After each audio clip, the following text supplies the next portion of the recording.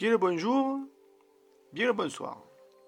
Aujourd'hui une petite vidéo de comparaison entre deux modèles de chez Oppo. Donc le Oppo A9 que j'ai reçu dans la semaine, grâce à Mathias, que je remercie au passage. Voilà. Et le RX17 Neo, donc que je possède depuis plus d'un an. Et qui est, vous verrez, tout à fait encore à l'ordre du jour. Hein. Voilà. Donc le Oppo A9 c'est donc celui-ci. Le RX7 Neo il est là. Voilà, il se différencie par rapport à leur taille. Voilà, ils ont un gabarit qui est quand même assez différent, quoi. Celui-là, il est un petit peu plus grand au niveau de l'écran. C'est du 6.4 contre du 6.5. Mais c'est surtout en termes de poids qui fait sentir la différence, quoi. Parce que là, on passe de 156 grammes, donc tout fin, tout léger, à presque 200 grammes, là. 195 grammes, il fait. Et c'est vrai que c'est en main, c'est quand même assez conséquent, quoi. Voilà, il a une batterie aussi qui est beaucoup plus grosse. Hein. Là, on passe de 3600 mAh de batterie à 5000. Donc là, en termes d'autonomie, c'est pas mal. Hein. Surtout que bon, l'écran c'est un IPS LCD, mais il reste en HD+. Donc c'est pas non plus une grosse résolution, hein. C'est du 720 par 1600. Donc là, c'est vrai qu'en termes de consommation, vous serez pas trop mal placé. Là, on est sur du 1080 sur 2340, je crois. Donc c'est d'écran OLED, hein. C'est du Full HD+. Donc il n'y a aucun problème, aucun souci. Il a le capteur sous écran, le i7 Neo. Donc celui-là, le capteur est à l'arrière. Les arrières des téléphones sont quand même assez jolis, quoi. Alors, on peut voir en termes de couleur, on est quand même pas mal, quoi. Voilà. Bah, j'ai mis bande LED là pour éclairer un petit peu mieux. C'est vrai que ça reflète. Hein. Voilà. On voit bien, c'est quand même assez joli, quoi. Voilà, là on reste un peu plus simple. Là on a que deux capteurs aussi photo. Là on en a quatre. On en a trois là et un tout petit là sous les flashs du Alton. Là. Voilà, c'est du 2 mégapixels. Hein, c'est pas non plus. Voilà, c'est équivaut à celui-là en fait. Hein. C'est pour faire les flous et les photos macro. C'est pas top. Hein. Lui il a 48 millions de pixels. Donc sur le capteur principal. En général, le capteur principal est toujours au milieu là, vous voyez. C'est toujours celui qui a l'ouverture la plus grosse. Donc là, on est sur du 1.8 et non, pourtant l'ouverture n'est pas si grosse que ça. Hein. 1.8, on est sur du 1.7 contre celui-là, là, donc le 16 mégapixels et c'est exactement le même que celui-là. Là. Voilà. Donc les téléphones non plus, ouais, pas tout à fait un an d'écart. Hein. Il y en a un qui est sorti donc en novembre 2018 pour le RX7 Neo et on est sur septembre 2019 pour le A9. Donc voilà. Les écrans sont quand même assez actifs, hein. À peine on touche, ça ouvre. Il y a les raccourcis donc sur les deux. Hein. Le petit tiroir qui est là. Si j'arrive à l'ouvrir. Voilà. Ah pareil, si j'arrive à l'ouvrir aussi, ça serait bien. Voilà. Là c'est pareil. Hein. Donc c'est les raccourcis, c'est identique. Au niveau des toggles, c'est pareil, c'est identique. On est sur ColorOS 6 sur les deux. Donc il n'y a aucune différence, c'est tout à fait la même chose. Hein. Voilà, les icônes sont pareilles, les dispositions sont les mêmes. Vous avez le tiroir d'application ou pas d'ailleurs. Hein, vous pouvez choisir hein, soit de le mettre, soit de ne pas le mettre. Voilà. Après, c'est vrai que bon, au quotidien, le RX17 Neo est plus agréable. Hein. Il est plus fin, il est plus léger, il est super réactif. L'écran, il est top, quoi. Et celui-là a une particularité qui fait qu'à son prix, il est sympathique. C'est qu'il a le son stéréo. Et oui, le son stéréo, des fois sur les téléphones à 800-900 €, on l'a pas. Celui-là qui coûte 200 €, vous avez le son stéréo. Quoi. Et c'est vrai que regarder une vidéo, c'est quand même vachement agréable.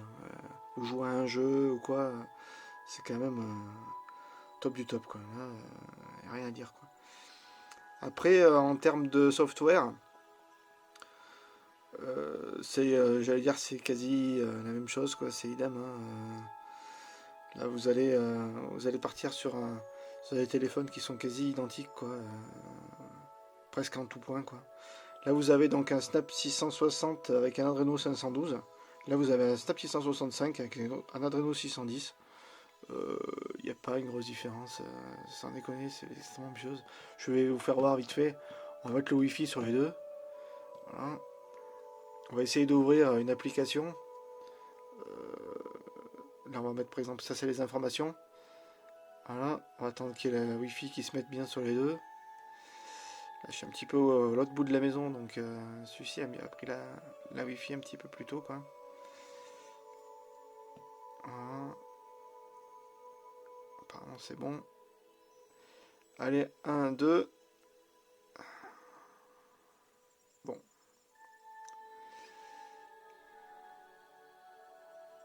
On va le refaire maintenant qu'ils ont le réseau. Donc je referme bien, on repart de 0, c'est reparti.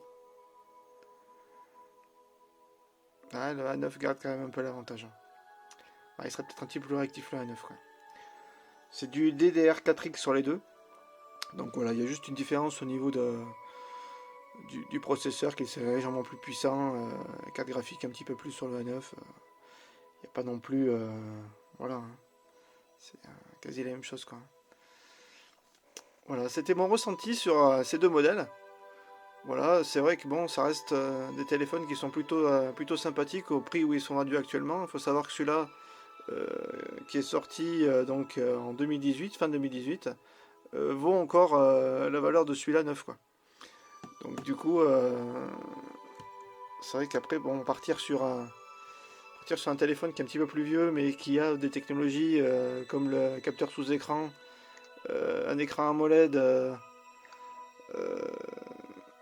Voilà, après, un appareil photo qui est quasi identique, bon, celui-là il est à 48 le plus gros, mais l'ouverture est plus faible, donc en termes de photos, vous serez à peu près pareil, quoi. Il prend peut-être un peu plus la lumière d'ailleurs, le Redmi 17 Neo comparé au A9. Donc c'est vrai qu'après, oui, il n'y a pas de grosse différence pour moi. Après, ça dépend si vous voulez, voilà, un écran plus grand et le son stéréo. Pour regarder des vidéos et tout, c'est quand même un petit peu mieux. Bon, après, vous n'aurez pas un écran AMOLED. Les noirs seront moins profonds, quoi. Voilà.